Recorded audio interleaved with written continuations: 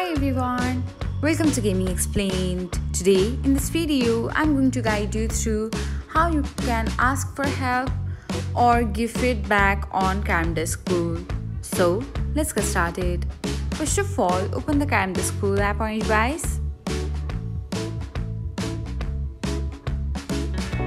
Now tap on the gear icon here.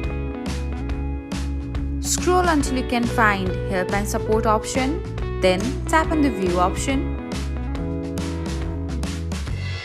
Now, you can just fill the form and make a request or leave feedback.